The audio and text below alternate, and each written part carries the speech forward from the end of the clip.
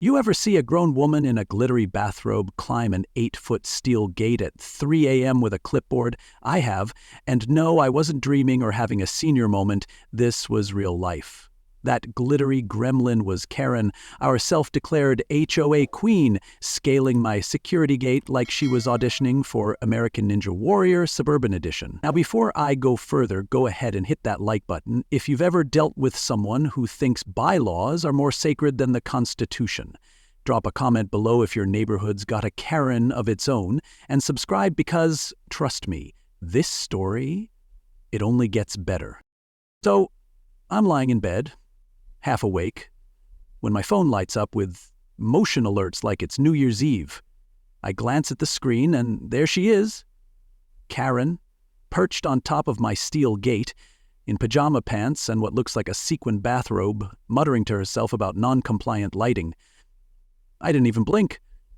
I just stared, blinked again, then laughed, because what Karen didn't know while she was up there quoting bylaws like they were battle cries was that my gate was linked directly to the sheriff's cyber unit. Yep, I'm a part-time tech consultant for the department, and my gate sends real-time alerts with facial recognition. So while she was whispering nonsense about my wind chimes, the entire precinct was already watching her sparkle like a disco ball caught in a bad idea. 3 minutes later, a squad car rolled up. I met them on the porch, coffee in hand, wearing the same sweatpants I'd had on since the Browns lost the playoffs. Karen. She was still mid-rant, waving her clipboard like it was Excalibur. The deputy took one look at her, one look at me, then turned to her like, "Ma'am, you know it's 4 a.m., right?" Karen, bless her delusional heart, straightened up like she was about to deliver a TED Talk. "I am with the HOA," she announced, as if that explained why she was trespassing in rhinestones. "I'm conducting a neighborhood inspection." The deputy raised an eyebrow that said everything. "At 4 in the morning?" she tried to argue, but I had already pulled out my phone with 3 glorious camera angles and thermal overlay. 10 seconds of footage, and 1 raised eyebrow later, she was in cuffs. Watching Karen get arrested on my driveway was like watching karma do stand-up comedy. This woman once fined me for wind chimes, said they violated noise regulations, and disturbed the community energy flow. Now here she was, getting her Miranda rights read while trying to look like the victim. "I'm on the board," she kept repeating, like that was going to cancel the trespassing charge. Honestly, she looked less like a board member and more like someone who got kicked out of a craft fair for fighting over glitter glue. And while I'd love to say this was the first time she'd gone off the rails, the truth is it was just the climax of a long, stupid saga filled with petty fines, power plays, and one very determined clipboard. But before we get to that, let me tell you what really pushed her over the edge.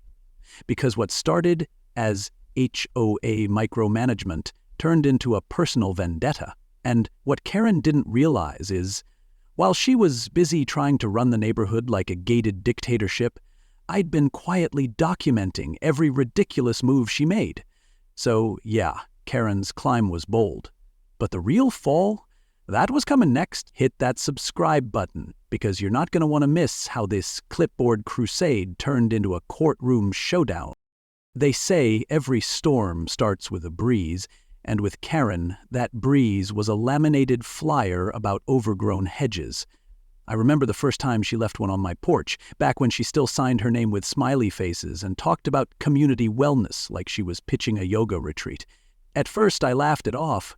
Who fines someone for planting basil in a front yard flower box? Karen did, said it disrupted the curb aesthetic, shrugged and moved on. But the thing about bullies with power is, if you don't push back, they keep testing how far they can go. Before long, she wasn't just passing out flyers. She was passing judgment like she was running for neighborhood supreme leader. Birdhouses, non-compliant. Chalk drawings, graffiti.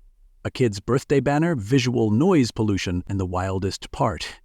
She always cited the bylaws like she wrote them herself, like her clipboard was some holy scroll passed down from Mount Homonerer. Now me? I like peace. I'm not the neighborhood drama guy. I mow my lawn, wave at the neighbors, mind my business. But the turning point wasn't a chalk drawing or a flag. It was my generator. We had a storm roll through, knocked out half the grid. I fired up the backup system like I'd done a dozen times before. It's legal, it's inspected, it's even logged with the city. But Karen, in all her glittering glory, decided that my generator posed an unauthorized energy threat. Yeah, she said that. Filed a complaint that I was running black market power. I didn't even know that was a thing. City utility guys showed up in the rain, embarrassed, checking permits while she stood under an umbrella waving a printout of the HOA's energy clause. You know what clause it was? The one that says, generators must be concealed? Mine was. She just didn't like that I had one. But here's what she didn't know. My younger brother lives with me, has a chronic condition that requires a powered medical bed, constant monitoring. The generator isn't just backup, it's survival. And when her stunt led to a service delay and a power hiccup, I found myself rushing him to the ER in the middle of a blackout. I swear I saw red. That wasn't just petty anymore. That was dangerous. That was reckless. That was Karen crossing a line with steel-toed boots and a megaphone. The hospital stabilized him. He was okay, but I wasn't. I went home that night, pulled out every violation notice I'd ever received, opened a file, and got a lawyer. And for once, the law was on my side.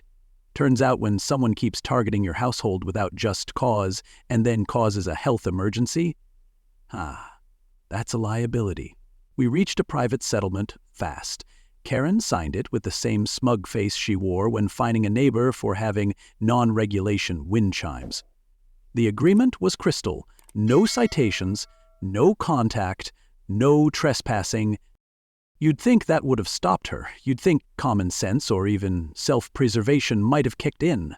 But Karen wasn't powered by logic. She was powered by control.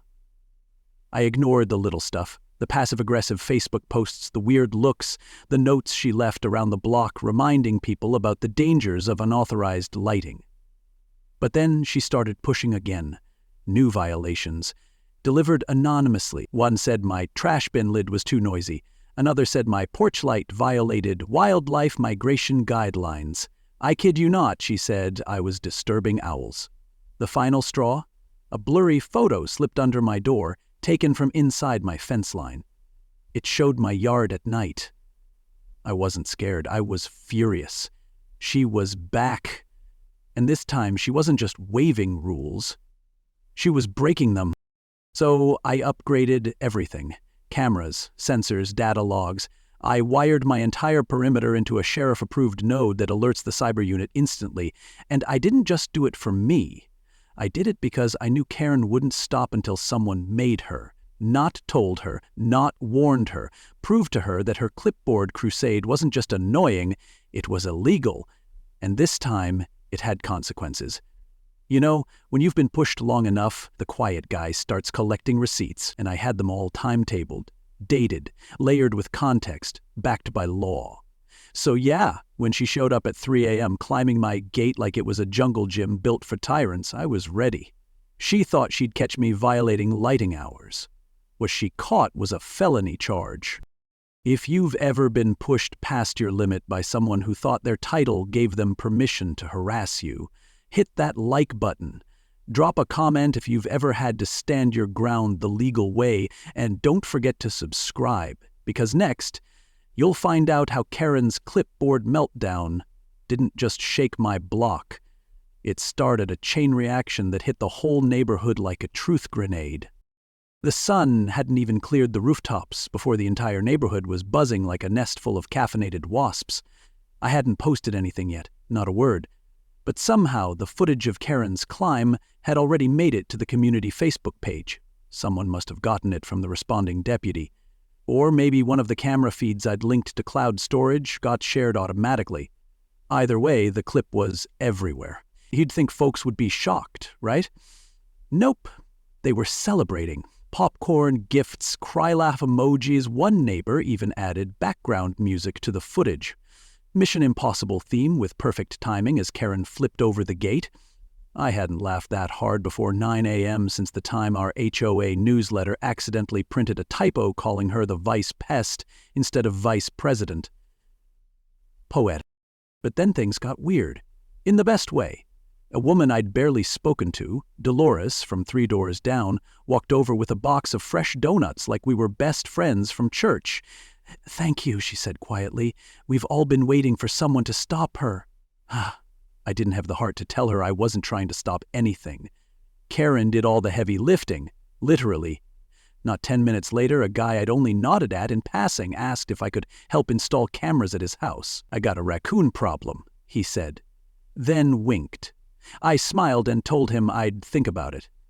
The truth was, people weren't just amused, they were relieved. Karen had ruled over this block like a clipboard-wielding monarch for so long. Folks had forgotten what it felt like to breathe without flinching at a mailbox notice. Now, here's where the plot twists again. Because that gate climb, that wasn't the end. It was the beginning of the unraveling. What most people didn't know was that the HOA Clubhouse, the one where Karen and her crew held all their secret meetings, it sat on land I'd bought years ago during a random county auction. I'd picked it up dirt cheap, part of a foreclosure package that no one looked too closely at. I didn't realize the HOA building was on it until later, and when I did, I told them politely, figured we could coexist. They smiled, nodded, and kept pretending it wasn't my land. I let it go. Until now. The next morning, while they were scrambling to call an emergency meeting, I drove over, changed the locks, and left a note on the door. "Emergency meetings require emergency approval. Please contact the landowner." Below it was my name, my number, and a QR code that linked to the deed. The best part? Someone caught the whole scene. The board standing outside like lost tourists trying to badge into a door that no longer recognized them. The HOA president tapped his keycard like it was a wand, and when that didn't work, he pulled out his phone like it could summon access out of shame. Photos hit the internet within the hour. My favorite caption, "Plot twist. He owns the castle now," but I wasn't done. While they were locked out, I rolled out my grill on the front lawn, connected some speakers, and threw an impromptu code-compliance celebration. I streamed the Karen footage on a bedsheet using a borrowed projector and served burgers to anyone who brought a citation they'd received in the last 6 months.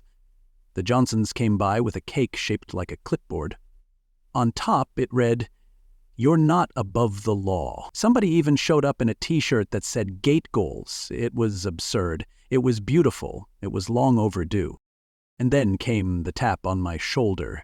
A man in a city-issued button-down introduced himself as Langston, director from the mayor's office. I thought I was about to get a citation for the party, but nope. He leaned in and said they'd been investigating Karen for months. Turns out, our clipboard crusader had submitted multiple grant applications to the city on behalf of the HOA, complete with forged signatures, including mine. Claimed she was using funds to beautify the neighborhood. Said she'd installed solar lights, ramps, waste upgrades. Langston pulled out a file. The photos were faked, the invoices fake, and she had listed herself as the landscaping vendor. I didn't even blink. I just handed him a flash drive with all the footage, data logs, and the original citation Karen issued to block solar lights just weeks earlier. He looked at me like I'd handed him the crown jewels of HOA justice. If you've ever watched someone bury themselves in their own lies while thinking they were building a castle, smash that like button. If you've got receipts saved up, waiting for the right moment to flip the script, leave a comment. And if you want to see how a neighborhood united around a clipboard takedown, subscribe now, because next you'll see how Karen's courtroom drama made Judge Judy look like a bedtime story. The courthouse smelled like floor polish and quiet tension. You could feel it in your spine, the kind of energy that tells you something big's about to go down. Karen sat at the defendant's table looking like she was auditioning for her own redemption arc. Hair done, blazer too tight, and that same clipboard energy pulsing behind her eyes. Except this time there was no clipboard. Just a public defender whispering to her like he was trying to keep a grenade from going off. I hadn't planned to testify, but when half your neighborhood shows up dressed like they're about to watch a live taping of Justice, you don't exactly sit on your hands. We filled the seats, people she'd fined, humiliated, scared into silence. The lady she once cited for having garden gnomes was sitting 2 rows behind me, holding a folder thicker than a Thanksgiving menu. The prosecutor didn't waste time. First up, my footage. 3 camera angles. Karen, sequins, gate climb, flashlight, clenched in her mouth like a cartoon raccoon on a mission. When she dropped onto my property, the courtroom actually gasped. The prosecutor paused the video right when she starts muttering about lighting violations and zoomed in. You could hear a pin drop. Karen's lawyer objected, claimed she had reasonable suspicion, and thought it was an emergency inspection. The judge, a silver-haired woman who looked like she'd broken up bar fights in her youth, just stared him down. "At 4 in the morning?" she asked. "On private property? Under an active restraining order?" The lawyer blinked so hard I thought he'd reset his whole operating system. But it got worse for them, because then came the subpoena evidence, the annotated neighborhood maps, the code raid checklist, the flagged names, my house circled in red ink with the words, non-compliant, target, probable cause. You could feel the shift in the room the moment it stopped being about petty trespassing and started looking like a psychological thriller. Karen's hands were trembling. Her lawyer stopped objecting. The prosecutor brought up the fake grant application, the digital signatures, the phantom upgrades, the landscaping payments routed to an LLC that shared Karen's maiden name. And then she did the thing Karen never expected. She called witnesses. Not just me, the Johnsons who got fined for smoke plumes, old Mrs. Dupree nearly evicted for a wheelchair ramp, even a teenager who was told sidewalk chalk counted as defacement. Each story was like another brick in the wall coming down on her. My turn came. I stood, took the oath, and walked through the timeline, calm, clear, and with every receipt labeled and dated. I said one sentence that made the judge pause her pen. My brother's medical bed lost power because of her interference. That was it. That was the moment the air shifted for good. After a short recess, the judge came back with her decision. Guilty on trespassing. Guilty on harassment. Guilty on violating a court order. And the fraud case? Referred to the district attorney for full prosecution. She ordered Karen to undergo a psychological evaluation, pay fines, perform community service, and most importantly, be banned from serving on any HOA board for the next 5 years. I didn't clap. No one did. This wasn't a victory dance. This was the sound of pressure releasing after years of silent compliance. Karen didn't cry, didn't scream. She just sat there like someone had unplugged her from the power she used to feed on. As they walked her out, a few neighbors nodded at me. One slipped me an envelope with a gift card and a note. "Thanks for standing up when we couldn't." If you've ever watched someone unravel under the weight of their own petty empire, drop a like. If you've ever had to walk into a room where justice felt long overdue, share your story in the comments. And if you believe standing your ground can still mean something in a world of bullies with badges, subscribe now, because in the next chapter, the neighborhood doesn't just heal, it rises. The days after the trial felt like exhaling after holding your breath for 5 straight years. The street didn't look any different. The same mailboxes, same trees, same stubborn pothole near the stop sign. But something in the air had shifted. People were walking slower, waving longer, leaving porch lights on without fear of Karen's clipboards sneaking around like the HOA boogeyman. You could hear laughter again, and not the nervous kind people let out when they're pretending nothing's wrong. This was the kind of laughter that says we're finally free, but even with Karen gone. Moved out overnight, no goodbyes, no for sale sign. There was still cleanup to do. Her fingerprints were on every process, every fine, every rule twisted for personal power. And the board she left behind? They scrambled like roaches when the lights came on. That's when the neighborhood flipped the script. A group led by the Johnsons and an old Marine named Felix started pushing for elections. Real ones, transparent, with candidates who actually lived in the real world. The suggestion box outside the clubhouse, now officially reopened under my name, filled up in 2 days. People proposed removing random inspections, canceling last year's fines, bringing back the community barbecue, even hosting a neighborhood talent show. It was like a spring thaw. Kids drew chalk on driveways without fear. One lady brought back her lawn flamingo. Another neighbor put up a wreath with non-regulation ribbon colors just to see if anyone would say anything. No one did. In fact, someone brought cookies to thank her for it. It wasn't just recovery, it was rebellion with frosting. I stayed out of the spotlight. No speeches, no banners. I just helped where I could. Tech support, document scanning, printing out violation records for people building their campaign messages. But I didn't want a seat at that table. I'd already done my part, and frankly, I was exhausted.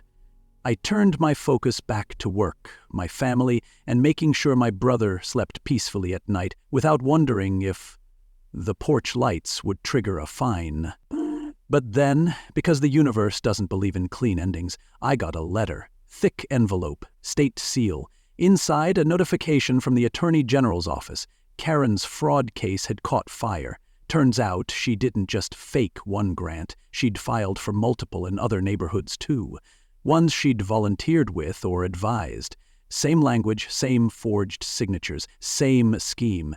The city's quiet clipboard queen had been building a paper empire on public money. They asked me to participate in the statewide inquiry. Included was a formal thank you letter signed by the state's top legal officers, citing my documentation and testimony as what cracked the case wide open. I won't lie, I read it twice, folded it, set it in the drawer next to my old HOA notices, the original ones Karen used to leave in plastic sleeves like gifts no one wanted. That moment was surreal. I didn't set out to be anyone's hero. I just wanted peace. But sometimes, standing up, even quietly, becomes something louder than you ever expected. The neighborhood threw a block party that weekend. First in years. Actual invitations, bounce house, hot dogs, sidewalk chalk contests. No fines, just smiles. And the best part? A teenager named Leo asked if he could screen a little animation he'd made. 10 minutes. Pixelated Karen scaling a gate, declaring, "I am the law," before falling into a pixelated trash can. The crowd howled. If you've ever fought for peace and ended up creating a movement, hit that like button.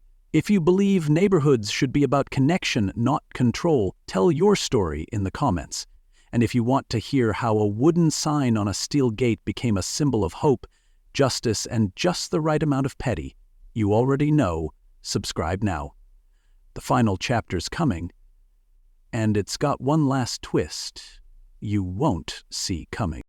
By the time the new HOA board was sworn in, the gate had become more than just a boundary, it was a landmark. Someone carved a sign that read, "Karen's Climb," and mounted it just beneath the camera that started it all. It wasn't cruel, it wasn't mocking, it was a reminder, a neighborhood-sized sticky note that said, "Don't let it happen again." But just as things finally started settling, I got hit with one more surprise. The AG's office called.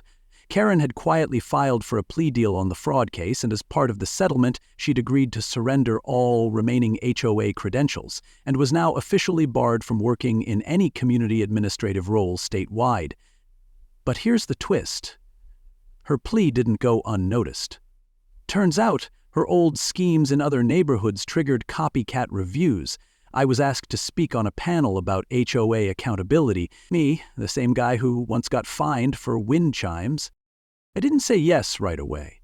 Public speaking wasn't my thing, and I wasn't trying to turn one crazy saga into a TED Talk. But then I walked outside that night and saw something that made the decision easy. A family, brand new to the neighborhood, was decorating their porch. Little solar lights, a garden gnome with sunglasses, and a homemade sign that said, "This porch is Karen-free." I smiled. That's when I realized this whole story wasn't just about one gate, one neighbor, or one clip. It was about every person who ever stayed quiet when they wanted to fight back. Every kid who erased their chalk art. Every parent who skipped a gathering because they feared a fine. And now? Now they were done hiding. Even the board had changed. Felix, the former Marine, proposed a new clause.